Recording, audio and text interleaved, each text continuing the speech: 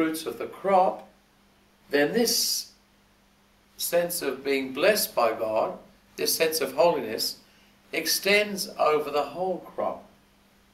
So the holiness of this small group, this remnant of Jewish Christians, it's the first fruits really of the Jewish people. Well, through them, holiness will extend over all Jewish people. Well, the second image is drawn from the olive tree. And the olive tree, of course, is central to the whole Mediterranean area. And it's a reasonably common image for Israel itself. A spreading olive tree so fair, so sturdy, was Yahweh's name for you, we read in Jeremiah chapter 11. It was a very sturdy, hardy tree. And Paul sees the wild, fruitless Gentiles being grafted onto the sturdy tree that is fertile, that is the Jewish people. It's been cultivated lovingly by the hands of God. There's evidence that at the time of Jesus, people did in fact graft wild olive shoots onto cultivated olive trees successfully.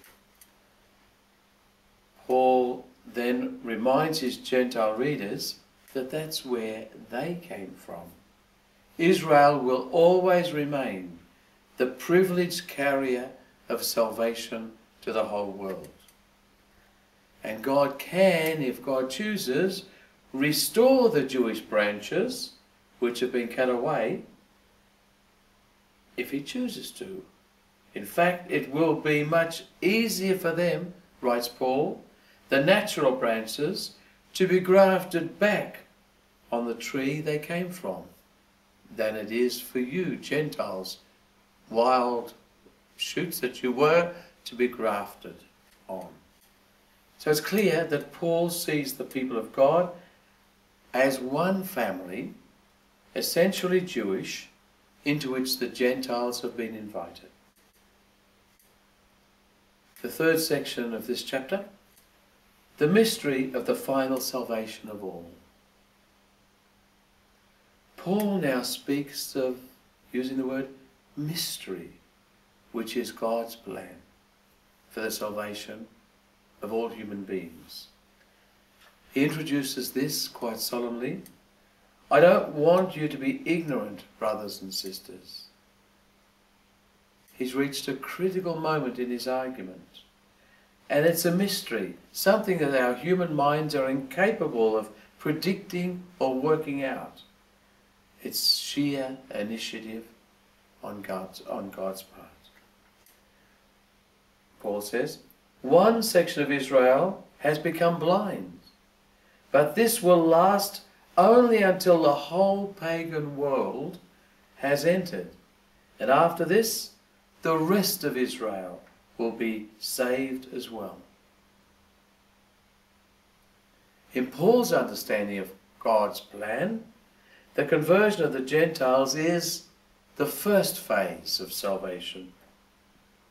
And the acceptance of the gospel by the Jewish people is the definitive second stage of salvation. Now, of course, this reverses the Jewish understanding of the end times, where they will be first and they will bring others, they will attract others to them. All the peoples of the earth will come towards Jerusalem. Remember the vision of Isaiah chapter 2? In the days to come, the mountain of the temple of Yahweh shall tower above the other mountains and be lifted higher than the hills. All the nations will stream to it. Peoples without number will come to it and say, come, let us go to the mountain of the Lord, to the temple of the God of Yahweh, of Jacob. And now, it's not that, it's Gentiles first. And then come the Jewish people.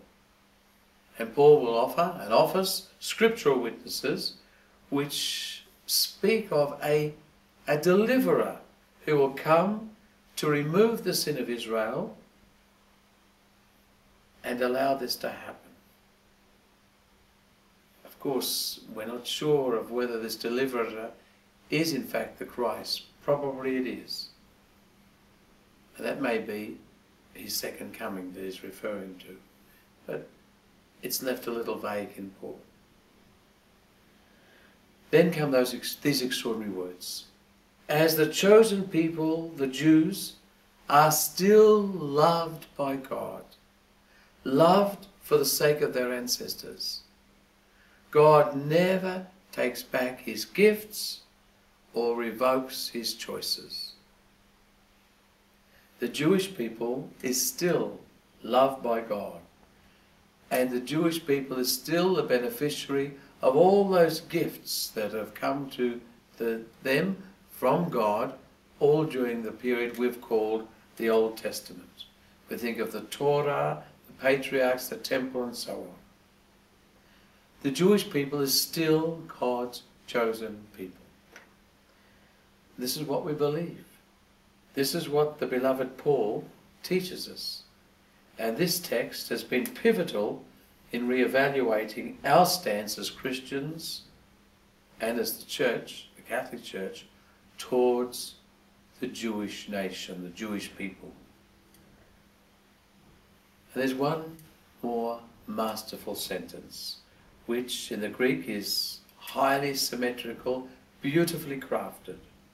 Paul encapsulates all he's been trying to say in terms of human disobedience and divine mercy to both Gentiles and Jews in such a beautiful, inclusive way. God treats Gentiles and Jews in exactly the same way, and their journey towards God and salvation is interconnected. And to us all, God comes as the merciful one. And the fourth and final part of this chapter is a hymn to God's mercy and wisdom. How rich are the depths of God, how deep his wisdom and knowledge. This beautiful, exultant hymn forms the conclusion to the whole of the letter to this very point, the whole of the dogmatic or the teaching section of Paul's letter. God includes everyone, Jews and Gentiles, in his masterful plan of salvation in a way that surprises and stuns us all. The mystery of God's purpose is overwhelming in its simplicity and in its love for every human being. This hymn has three parts. It's triadic in its pattern. And it contains Job's profound sense of the mystery of God, which is totally beyond our comprehension.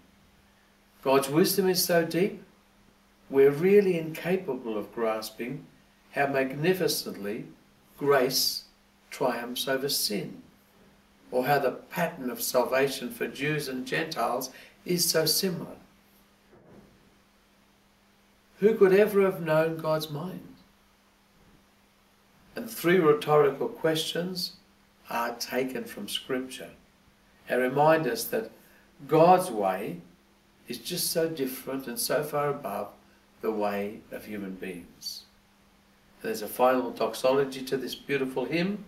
All that exists comes from him. All is by him and for him, and to him be glory forever. Everything and everyone and the whole mystery of salvation itself is all gathered now into the glory of God. And that's precisely the only thing that we can ever offer God as human beings, glory. What an extraordinary way to finish Paul's discussion of how Gentiles and Jews find salvation. Okay, so we've finished chapter 11. We'll go now into the second part of the book,